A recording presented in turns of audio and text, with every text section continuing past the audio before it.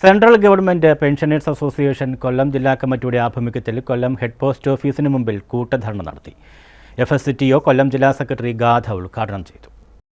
വിവിധ ആവശ്യങ്ങൾ ഉന്നയിച്ച് സെൻട്രൽ ഗവൺമെന്റ് പെൻഷനേഴ്സ് അസോസിയേഷൻ കൊല്ലം ജില്ലാ കമ്മിറ്റിയുടെ ആഭിമുഖ്യത്തിലാണ് കൊല്ലം ഹെഡ് പോസ്റ്റ് ഓഫീസിന് മുന്നിൽ കൂട്ടധർണ നടത്തിയത്. FSCTO കൊല്ലം ജില്ലാ സെക്രട്ടറി ഗാഥ ഉദ്ഘാടനം ചെയ്തു. ഡോക്ടർ തോമസ് ഐസക്കാരനെങ്കിലുണ്ട് എവിടുന്നെങ്കിലും കൊണ്ടുവന്ന് കൊടുത്തനെ ആള് തരമല്ലാത്തത് കൊണ്ടാണ്.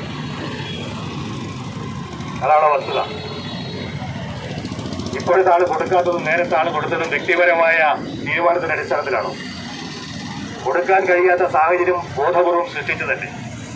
2023 അവസാന 3 മാസവും 2024 ആദ്യത്തെ ഏതാനും മാസങ്ങളിലും ശമ്പളമടക്കം മുടങ്ങിയ സംസ്ഥാനമായി കേരളം മാറണം എന്ന് നേരത്തെ മുൻകൂട്ടി തീരുമാനിച്ചതിന്റെ അടിസ്ഥാനത്തിൽ നടപ്പാക്കിയ നടപടികളല്ലേ ഈ അവസ്ഥയിലേക്ക് കേരളത്തെ എത്തിച്ചത്? സ്റ്റാറ്റ്യൂട്ടറി പെൻഷൻ പുനഃസ്ഥാപിക്കുക, കേന്ദ്ര ജീവനക്കാരുടെയും പെൻഷൻകാരുടെയും 18 മാസത്തെ തടഞ്ഞുവെച്ച DA, DR കുടിശ്ശിക ഉടൻ നൽകുക, പെൻഷൻകാർക്ക് അനുകൂലമായ കോടതി വിധികൾ കാലതാമസം കൂടാതെ നടപ്പിലാക്കുക തുടങ്ങി 7 ആവശ്യങ്ങൾ ഉന്നയിച്ചാണ് പ്രതിഷേധ ധർണ നടത്തിയത്.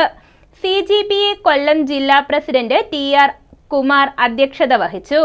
A മുരളീധരൻ നായർ, CGPA ജില്ലാ സെക്രട്ടറി M സുഗതൻ തുടങ്ങിയവർ പ്രസംഗിച്ചു. ന്യൂസ് ബ്യൂറോ, കൊല്ലം.